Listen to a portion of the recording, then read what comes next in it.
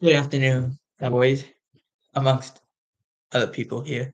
We will try to do a stream every couple weeks, once every week, usually on Wednesday, if I can, if I have time.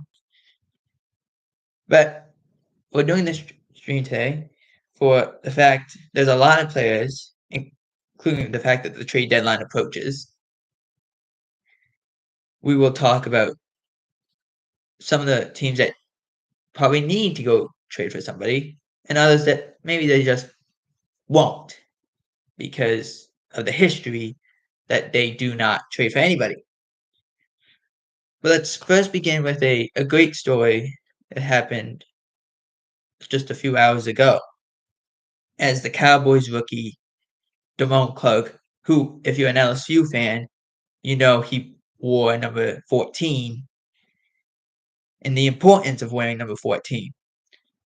He is now on the active roster, which is a great thing because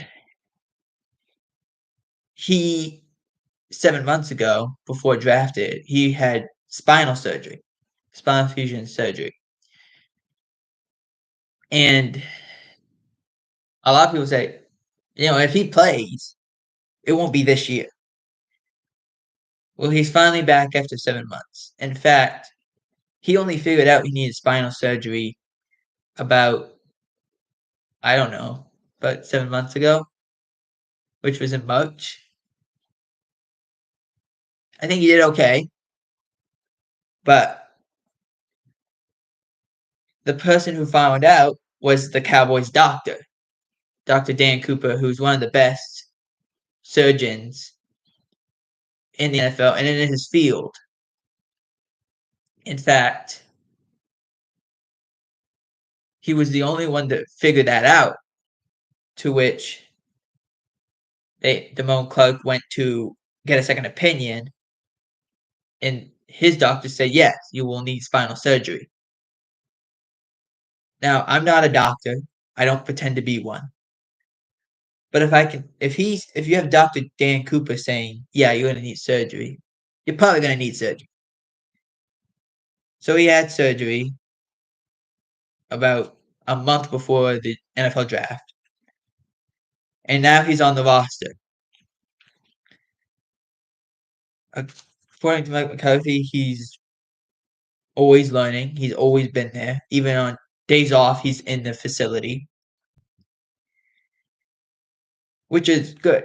And I honestly believe in some point in the future, Damone Clark, Jabril Cox, Michael Parsons will be their linebacking core. I honestly believe that.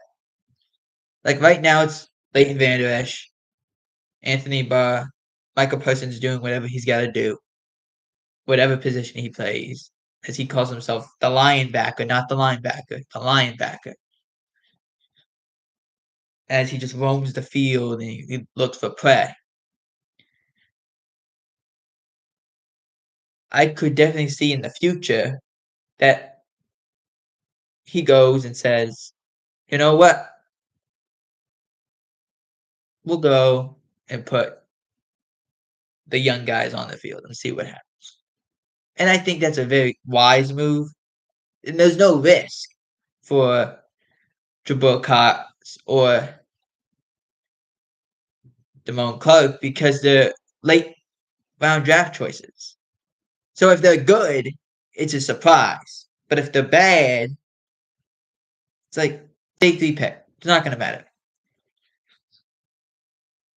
Next up would be Deshaun Watson. Now, Deshaun Watson has another accuser. Last week, he received another lawsuit, another accuser for what the NFL has him suspended for, which is 11 games. And Watson's attorney in the NFL are seeking sanctions on this law firm, on this accuser's law firm, because the attorney for that law firm is the one by the name of Tony Busby, in which the attorney in the NFL for Deshaun Watson believe that there's just people piling on as Watson continues to make his way through the protocol that the NFL has created for him, which is if he does go get massages, it has to be in the NFL pool of masseuses for the remainder of his career. And that if he does not follow that, he will be indefinitely suspended. Amongst, he can't have anything happen, and he has to go to specific groups for what he was being charged for. And that's fair. That's obviously fair. But it's the NFL and Watson's attorney's opinion that there's people, as much as this has happened, and that I'm not saying none of it happened, I'm saying that there probably was people, a part of it, that said it happened to me when it didn't. They were just piling up. And that's a dangerous situation to be in. So if I'm the NFL, what do you do? I mean, I haven't heard anything from the NFL or Deshaun Watson's camp to say he was doing more activity. I just haven't heard any bit of that. Not saying it hasn't happened, just saying that the likelihood of it happening or the fact that it could have happened, yes, it could have happened. But is this also just a person piling up? We'll wait to see what the NFL does. When they didn't make a comment from when this accusation came out. We'll see if they do in the very near future. Next up would be the Seahawks, specifically the importance of DK Metcalf. There was a rumor coming out a few months ago before DK Metcalf was signed to a massive extension and before Tyler Lockett was signed to a massive extension that Tyler Lockett could be traded. And I kind of brushed it off at the time. And I think now it's if Metcalf misses any significant period of time, which I don't think he will. If they trade Tyler Lockett, it's a huge mistake. Because this is a team that winning their division with Geno Smith, you just got rid of Russell Wilson. Your defense isn't very good, and yet you're winning games. You're winning games because of your offense and because of what Geno Smith is able to do. And he leads the league in completion percentage for a reason. But the importance of DK Metcalf is, like any great wide receiver, you have to roll coverage to him.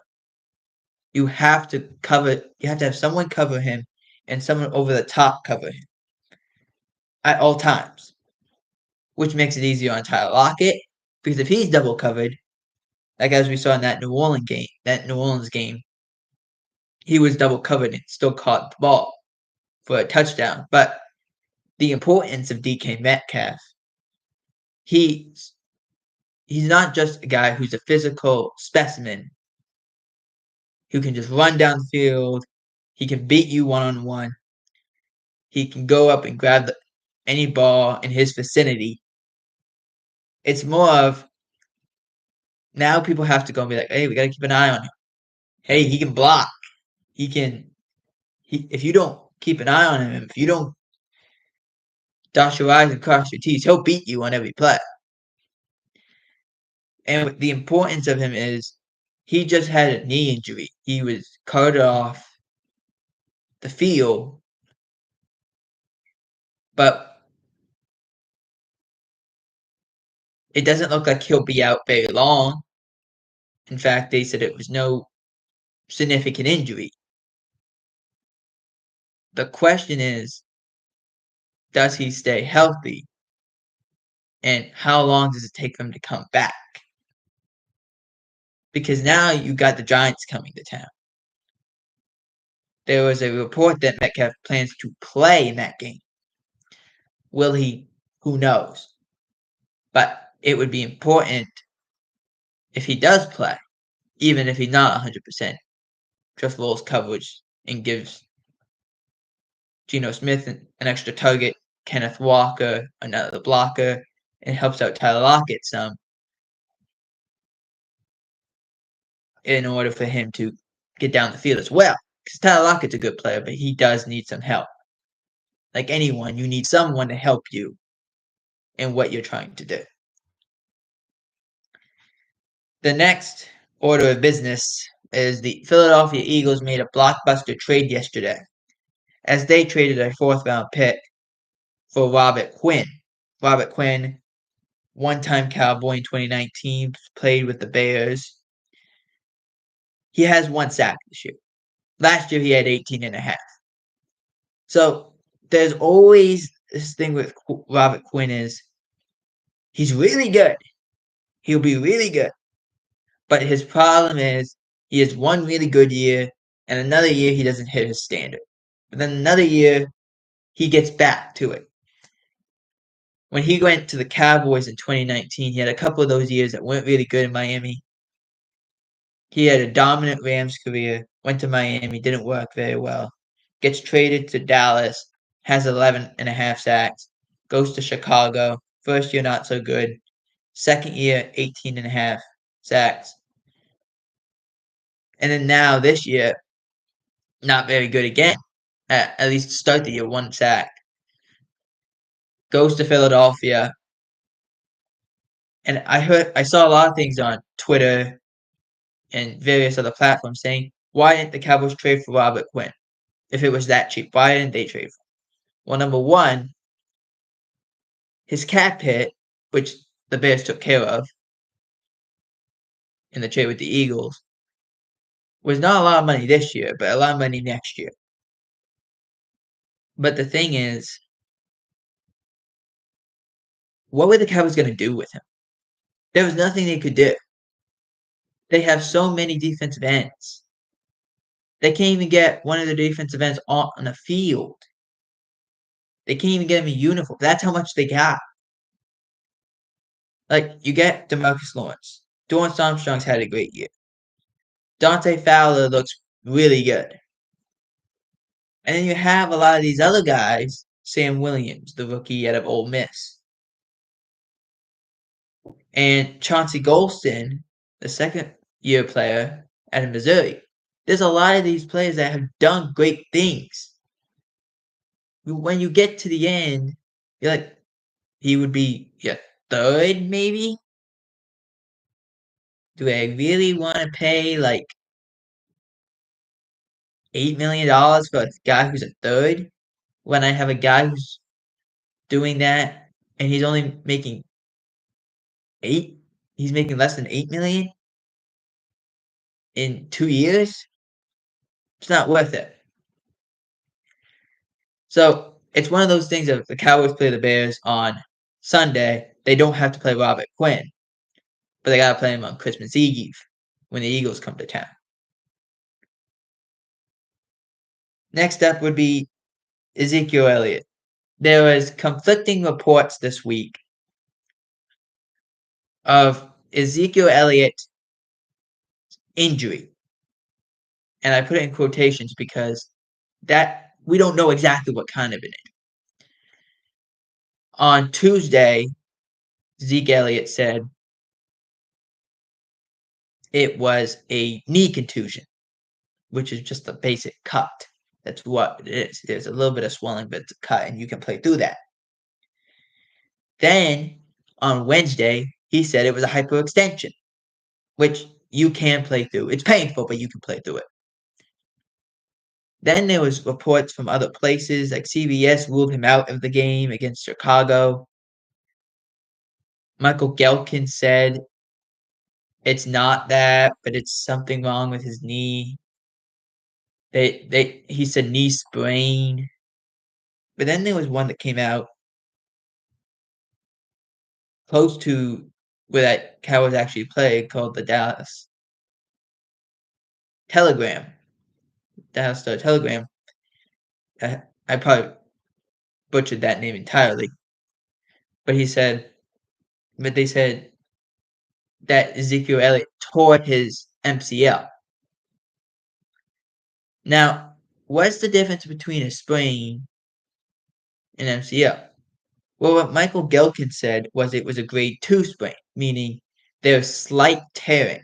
There's a partial tear, which is 2 or 4 week injury.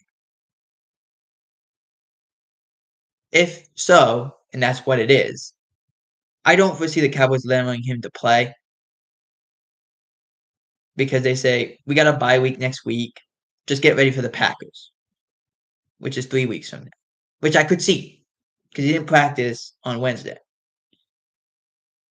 But I could also see him do something he did last year, which is he practiced on a bad knee and he played on a bad knee. Because at a certain point when you have a great player, you give him the opportunity to play on it. If you want him to be straight with you, you want you to tell him, you want him to tell you that I can play on this. Because if he can't, you're not trying to, you got to protect the player from himself. But that's what you're hoping for. But in Zeke has earned that right to be able to play on injuries if he feels he can. The likelihood that he plays is probably 50-50. With how cautious the Cowboys have been this year, maybe he don't play. Maybe he won't play until Packers or even Vikings. But in my opinion, I've seen him play on it before. He came back in the game. I mean, if he can play on it and there's no chance of re-injuring it, then okay. But if there is, I wouldn't give him that opportunity. Now, let's talk possible trades. We'll go team by team. The Bills don't have a problem. There is no reason to trade for anybody. If you plan to sign OBJ when he's healthy in late November, early December, then okay. There's no reason to sign anyone or trade for anybody. You're that good. You don't need it. The Jets, you made the trade James Robinson when Breece Hall got hurt. That was needed. Robinson has been basically doing nothing in Jacksonville since Etienne has been playing this year. The Jets are very similar. They don't need to trade. If anything, they need to trade somebody out. And there's only a few players that come to mind. They're not even starters. They're just guys who haven't gotten on the field, who deserve a chance. Next up, Dolphins. If anything is needed, they need some defense of help. Possibly a corner. They're really injured on that front. There's no I don't know when Byron Jones comes back.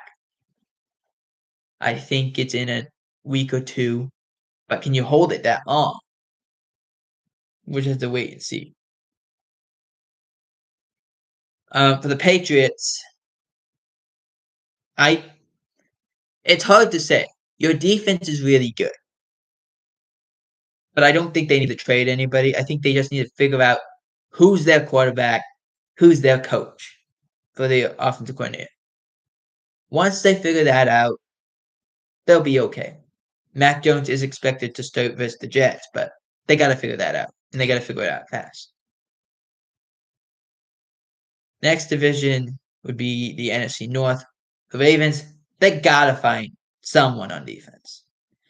Doesn't matter who it is.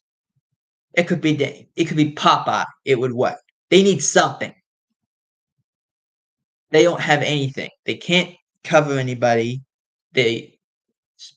This year they've given up 3 different times. They've given up teams who've scored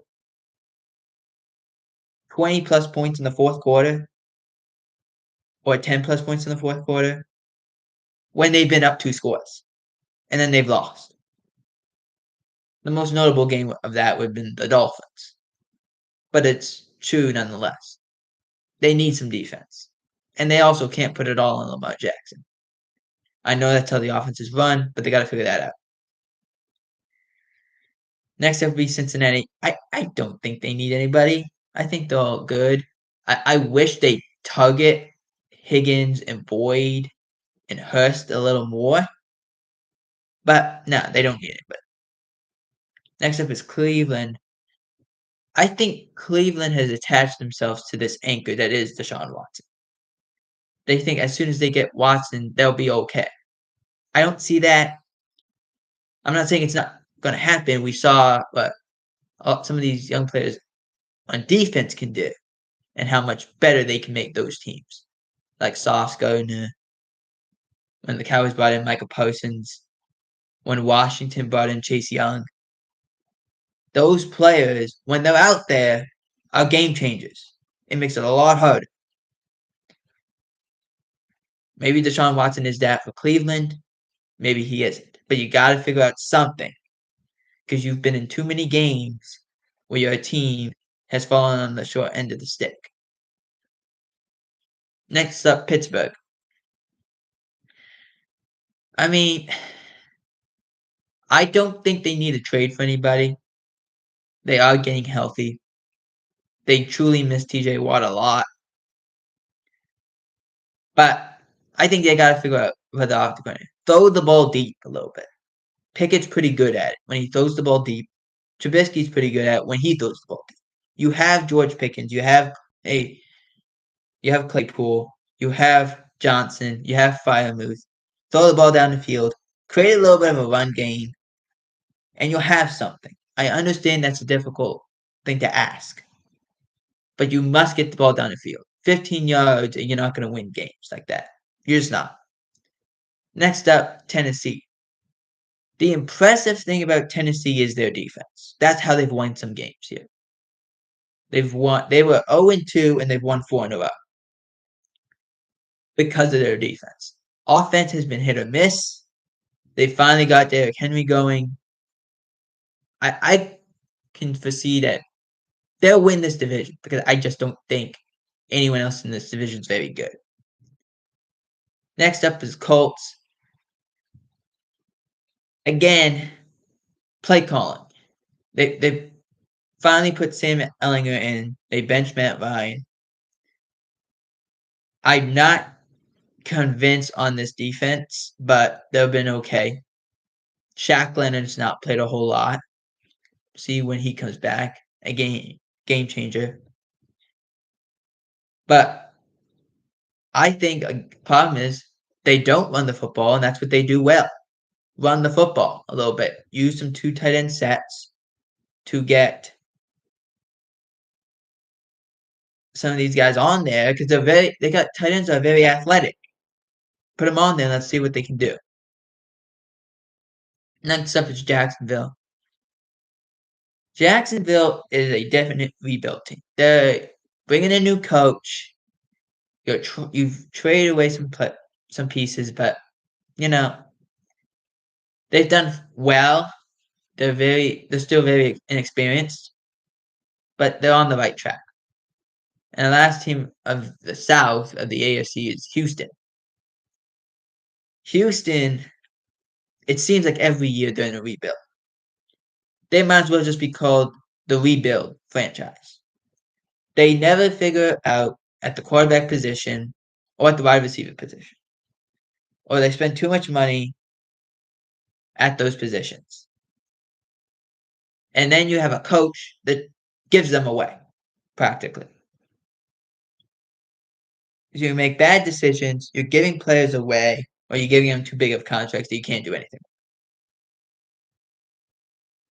It's the story of the Houston Texans or the rebuild franchise.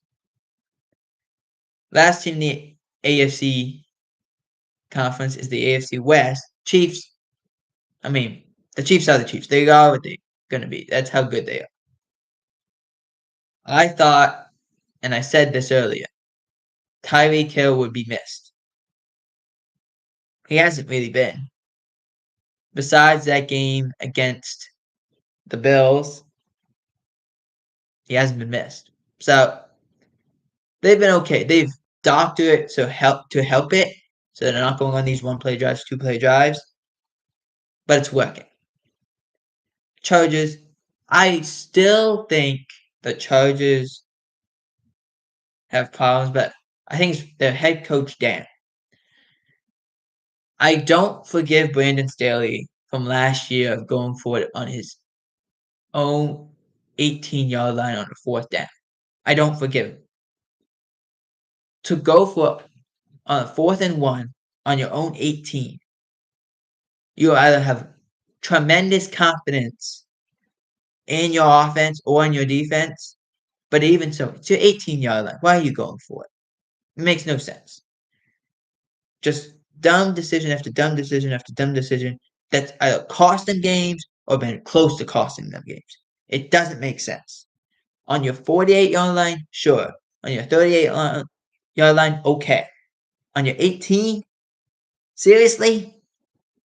Doesn't make any sense. Next up is Raiders. I don't understand the Raiders.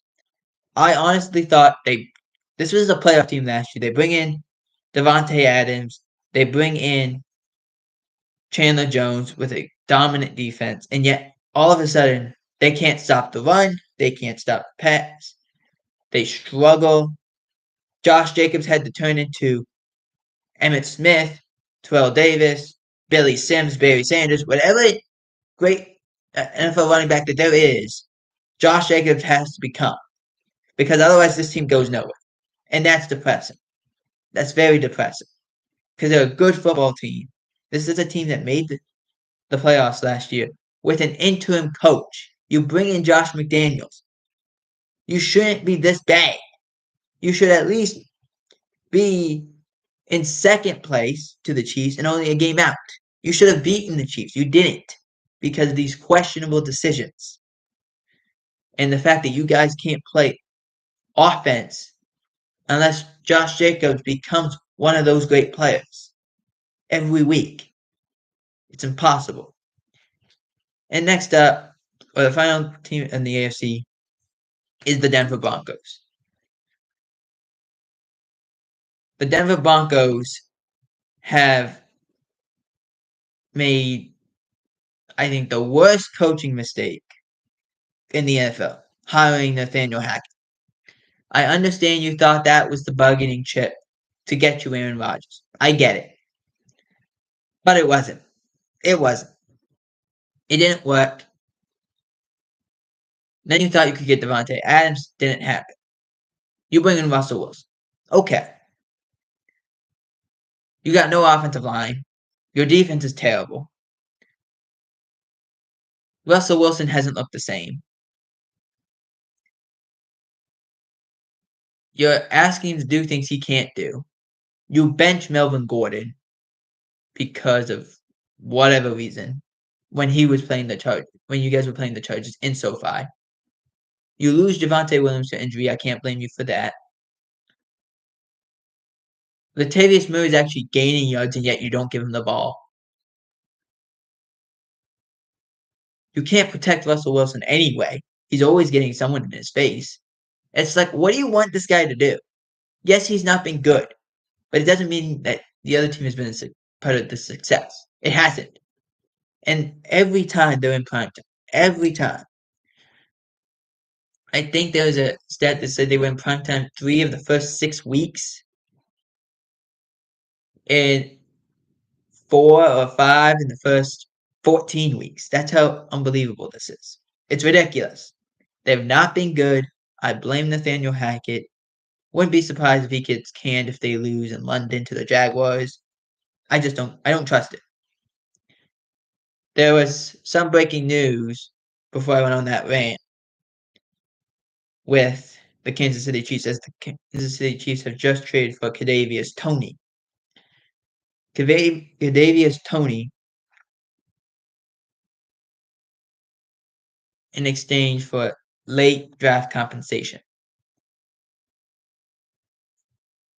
Now, the thing with Toney is he hasn't proven anything. He's still a young player, only entering his second year. He's in his second year. He hasn't played a whole lot. He's been injured. Okay, I guess. I mean, you already have Juju Smith-Schuster, Mecole Hardman, Marquez Valdes-Scantling. Okay, I guess. I don't see how they'll use him. I think this was just a way that they say, hey, let's get all the weapons. Let's see what Toney can do with Andy Reid. NFC now. The Philadelphia Eagles. We talked about that they brought in Robert Quinn. They don't need anything. They're really good. If anything they need, and it's not even from a coaching perspective, not even from a philosophy perspective. They need better throughout the game. Not just have 1-2 good quarters and then say, no, we're good. If anything, that's it. That's how good they are. They're talented. They run the ball well. They're 6-0 for a reason. Let's not forget that. Next up is Giants. I'm impressed with Brian Daboll to take a very untalented roster with a lot of young players and a typical rebuild year, and yet you found a way to get this good and be 6-1. It's impressive. And Saquon Barkley looks back. Daniel Jones isn't turning the ball over. It's a great coaching job by Brian Daboll. And the Giants should be impressed by what he is doing. Next up is the Cowboys. I saw this past week. The Cowboys, the Giants, and the Eagles could be leading every division in the NFC right now. If they're in different divisions, they would lead every division. Except one, and that would be the NFC North, which they could be winning by the end of the week. That's how crazy this is. It's insane. For the Cowboys, played well. Defense has hit another level. Offense is, they finally get Dak Prescott back. We'll see how he looks in the second week that he's played. This team is dependent on the run game. If they need to trade for somebody, it's a wide receiver. Denzel Mims would be a great pick because he's not doing anything. That's it. That's all they need. And that's not even to say they'll use him. That's just enough to say, yeah, why not? Let's see what we can do. Washington, where do I begin? They've been injured. That's understandable. But it's not because they're good. It's because, when they're not injured, you get Carson Wentz. There's the good, there's the bad, there's the ugly with Carson Wentz. The good is he'll keep you in the game and he'll make some great throws. The bad is sometimes he'll make some of those key mistakes. He'll turn the ball over. And the downright ugly is he won't give up on a play. And that you could take a sack from him as 18 yards if he doesn't give up on the play. Or he'll throw an interception that's ill-timed and they'll lose the game, like they did against Tennessee. Moving on to the NFC North, the Vikings. They don't need to really trade for anyone. They've been winning games, even though they've been grabbing him out of the jaws of defeat. If anything, I'm impressed with Kirk Cousins. We'll see about how it continues during the remainder of the season. For the Packers, I'm disappointed. You have Aaron Jones, you have A.J. Dillon. Run the ball. Let me name your 3 top wide receivers. in no particular order. Sammy Watkins, Randall Cobb, Allen Lazard. They should run the ball. You got 2 guys that can run the ball and 2 guys that can catch the ball in the back. Do that. It's better for you and it's better for the team. You don't have anyone to go down the field. Just to say. Next up, Bears. I was going to say they needed to run the ball more with Justin Fields, and they did that in the game against the Patriots. So I'm very happy for them. They just got rid of Robert Quinn. Roquan Smith is up.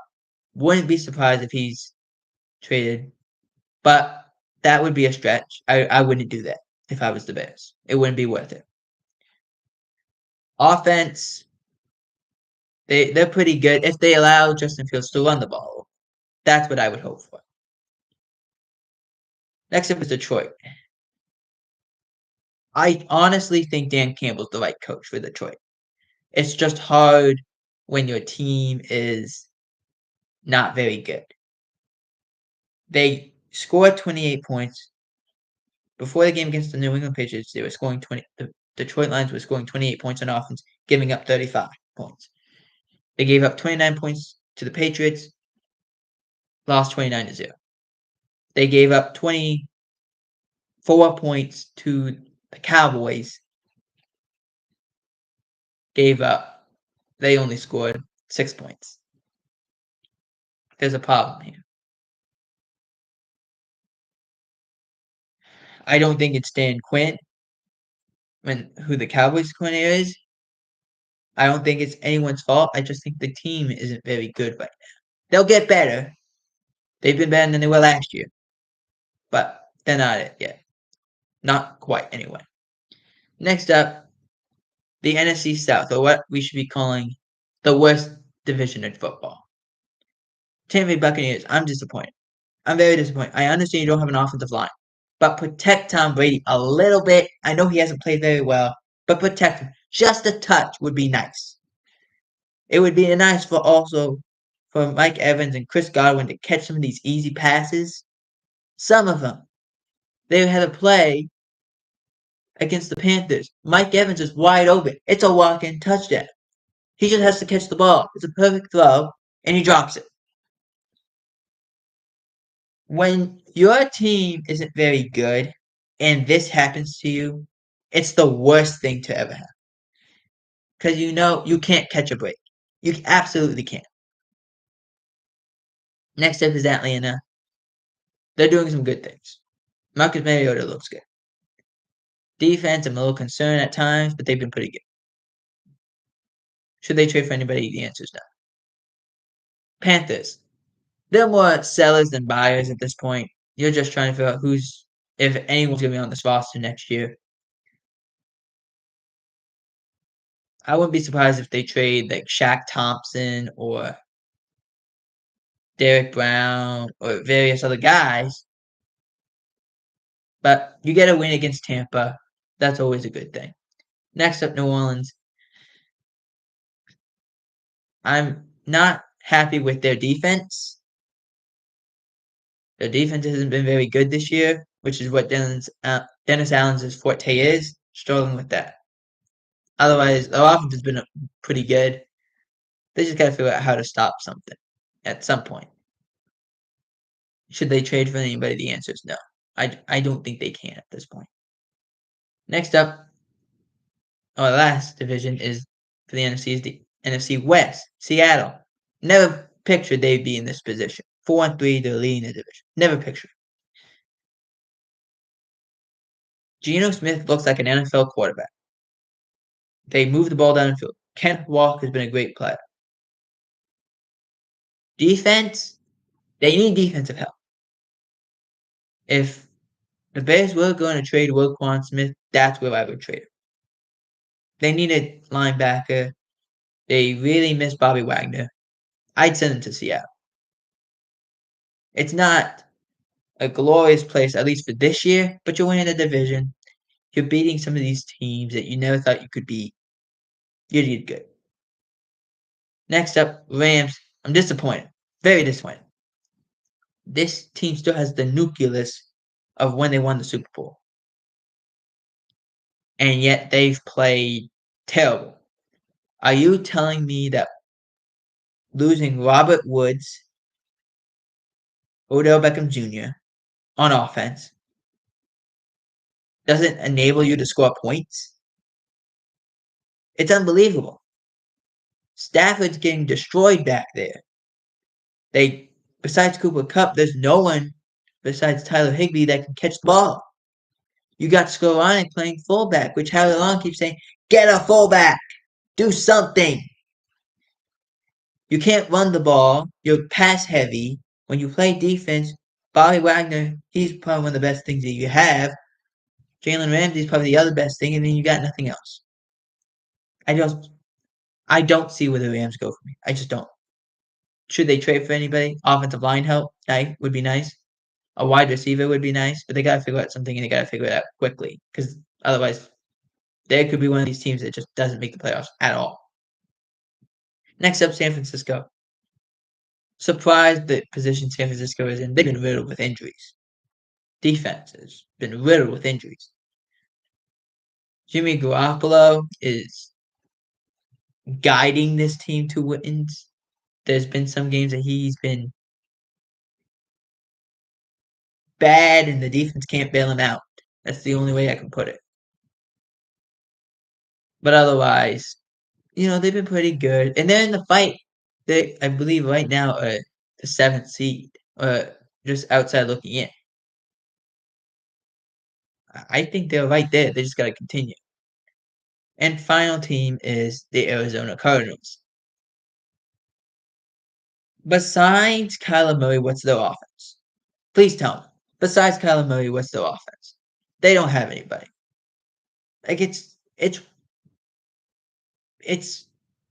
bananas. That's the best way I can put it without cursing right now. Besides Kyler Murray, what's their offense? They don't have any. They don't have any, which is surprising because again, like the Rams, they've kept roughly the same nucleus that they had before. I don't understand why they're this bad. All I know is they're the last team in the NFC West, and they haven't been good. It's questionable of why. Because even when they brought in DeAndre Hopkins, they haven't looked good. They still haven't looked good. I understand they're injured, but come on, guys. At least be competitive to something. At least be competitive. You haven't been competitive. Your best game was against the Eagles, in which your kicker missed a field goal that you probably should have made. I get it, but come on. We got to be better than that. This is a team that made the playoffs last year. I understand you lost Christian Kirk. I understand you went and said, no, we're going to release Andy Isabella. But you can't be this bad and this dependent on Kyler Murray. And I think that could get Kingsbury let go.